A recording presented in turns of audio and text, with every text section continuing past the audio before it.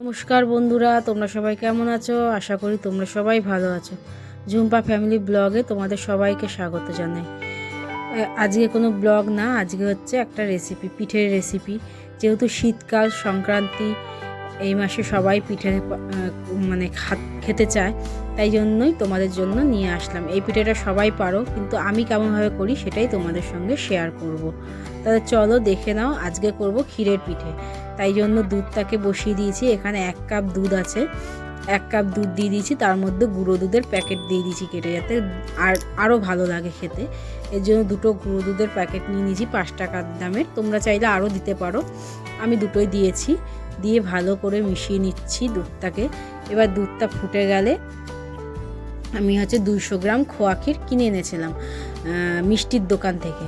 সেই খোয়া ক্ষীরটাই এখানে দেব। তার আগে দিয়ে দিলাম একটু চিনি, স্বাদ মতো চিনি দিলাম, কেন খোয়া ক্ষীরে তো বেশি মিষ্টি হয় না, তাই জন্যই অল্প করে স্বাদ মতো চিনি দিয়ে দিলাম। এই জিনিসটা বানালে এটা পুরো হচ্ছে কালাকাঁদ হয়, মিষ্টি কালাকাঁদ, সেই মিষ্টির মতো লাগে খেতে। তাই এবার এটার মধ্যে দিয়ে দেবো একটু এলাচ ফাটিয়ে, 3-4টে এলাচ ফাটিয়ে এটাকে গুঁড়ো করে নিয়েছি। দানাগুলোকে ভালো করে গুঁড়ো করে এটার মধ্যে দিয়ে দিলাম। এলাচের গন্ধটা খুব ভালো লাগে মিষ্টির মধ্যে, তাই জন্য এটার মধ্যেও দিয়ে দিলাম। দিয়ে এটাকে ভালো করে একটুখানি ফুটিয়ে নেবো। এবার দিয়ে দেবো ওই খোয়া ক্ষীরটা গ্রেট করে রেখেছিলাম। 200 গ্রাম খোয়া ক্ষীর আছে এখানে। গ্রেট করে রাখার পর এটাকে দুধের সঙ্গে ভালো করে মিশিয়ে নেবো, যাতে কালাকাঁদটা যাতে খোয়া ক্ষীরটা ভালো করে মিশে যায়।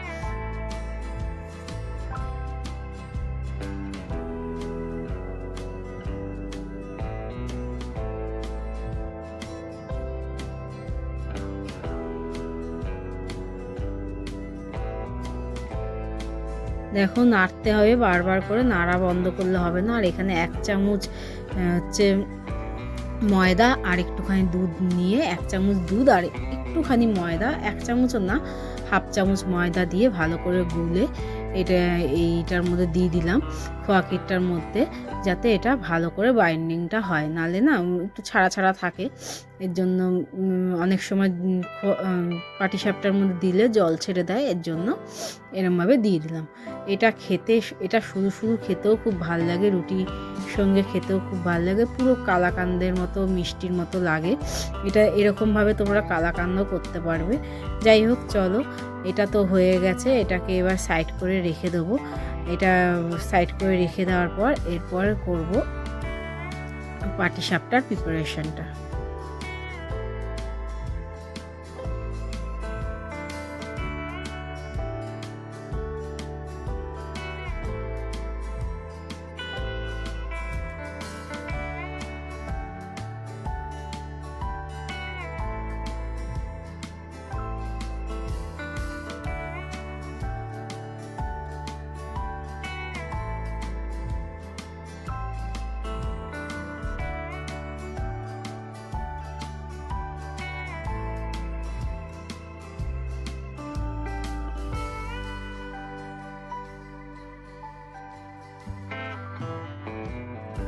এখানে দেখো 1 কেজি আমি সুজি নিয়ে নিয়েছি। তোমরা চাইলে চালের গুঁড়ো দিয়েও করতে পারো। আমি সুজি দিয়েই করি, প্রতি বছরই আমি সুজি দিয়ে করি। সুজি দিয়ে করলে আমার সুবিধাও হয় আর সুন্দরভাবে ওঠেও। আর এখানে নিয়ে নিয়েছি 1 কাপের মতো ময়দা। একটুখানি 1 কেজি সুজির মধ্যে ধরো 200 গ্রামের মতো ময়দা নিয়েছি। নিয়ে ভালো করে মিশিয়ে নিচ্ছি। এবার দিয়ে দেবো নুন, অল্প করে নুন দিয়ে দেবো এটার মধ্যে। নুন দিয়ে তারপর হচ্ছে গুড় দিয়ে আর পরিমাণ মতো জল দিয়ে ভিজিয়ে রেখে দেবো এটাকে। কেননা এটাকে ভিজিয়ে রেখে দিতে হবে, তত সময় ওই খোয়া ক্ষীরটাও ঠান্ডা হয়ে যাবে। আর এটা ভিজিয়েও রাখতে হবে, যেহেতু সুজি দেওয়া, সুজিটা ফুলবে আর গুড়টাও মানে গলে যাবে। এর জন্য এটাকে ভালো করে মিশিয়ে নিচ্ছি। মিশিয়ে নিয়ে এবার এটার মধ্যে গুঁড়ো দিয়ে দেবো। গুড়টা দেবো হচ্ছে পরিমাণ তোমার প্রায় 250 গ্রাম গুড় দিয়েছি। এবার তোমরা যেরকম মিষ্টি খাবে সেরকমভাবে দেবে। আমি 250 গ্রামের মতো গুড় দিয়েছি। গুড় দিয়ে ভালো করে এটাকে জল দিয়ে মিশিয়ে নেবো। যে এখন জল দেবো, পরে হচ্ছে দুধ দিয়ে মিশাবো। এখন জল দিচ্ছি কেন, এটা জলটা পুরো টেনে যাবে সুজি যেহেতু, আর গুড়গুলো গলবে। এই কারণে জল দিয়ে মিশিয়ে নিচ্ছি। মিশিয়ে নিয়ে এখানে আমি মিশিয়ে নেওয়া হয়ে গেছে। মিশিয়ে নিয়ে এটাকে 1 ঘন্টা রেখে দেবো। 1 ঘন্টা রেখে দিলেই এই গুড়গুলোও গলে যাবে আর জলটাও টেনে নেবে। তারপরে এটার মধ্যে মেশাবো হচ্ছে দুধ। এই দেখো এখানে 1 ঘন্টা হয়ে গেছে, গুড়গুলোও দেখো অনেকটা গলে গেছে, আর যেইটুখানি গলেনি সেইটুখানি হাত দিয়ে ইসে করলে গলে যাবে। এবার এটার মধ্যে অল্প অল্প করে দুধ দেবো, দুধ দিয়ে মেখে নেবো।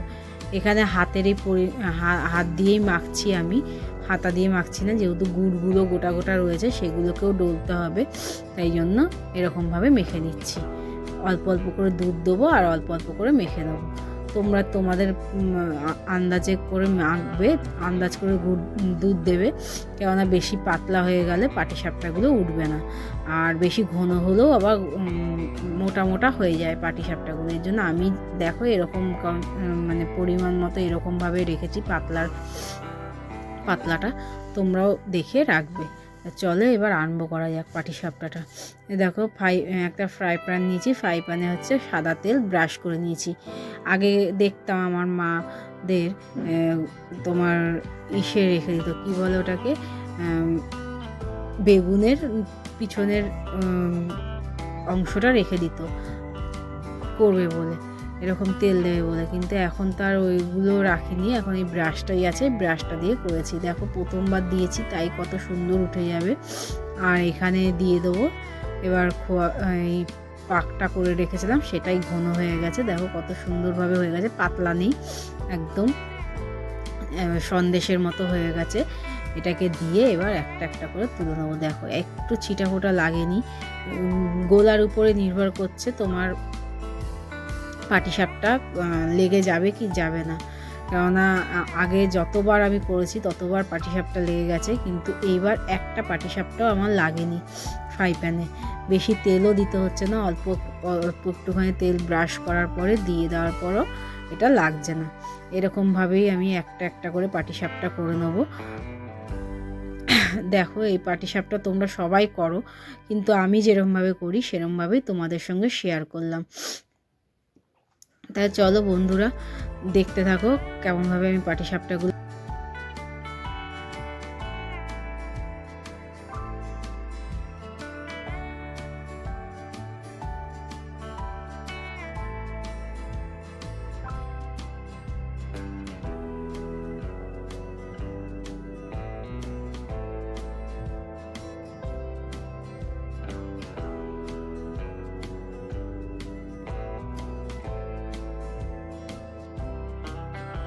একে একে অনেকগুলো পাটিসাপটাই করে নিলাম। এরমভাবেই তোমরা পাটিসাপটাগুলো করবে, দেখবে একটু ফাটবে না, একটু ভাঙবে না, পুরো পারফেক্ট পাটিসাপটা হবে। তোমরা করে বলো কমেন্টে যে তোমরা কে কে পাটিসাপটাগুলো করেছো। তা চলো আজকের মতো এই পর্যন্ত, টাটা, আবার দেখা হবে পরে একটা ব্লগে। যদি আমার ব্লগগুলো ভালো লাগে তাহলে আমার চ্যানেলটাকে সাবস্ক্রাইব করে নেবে, তোমাদের সাপোর্ট আমার খুব দরকার। আর পাশে থাকা বেলঘণ্টিটাও টিপে দেবে, আর লাইক শেয়ার কমেন্ট করে দেবে বেশি বেশি করে। চলো আজকের মতো টাটা, বাই বাই, আবার দেখা হবে পরের একটা ভিডিওতে।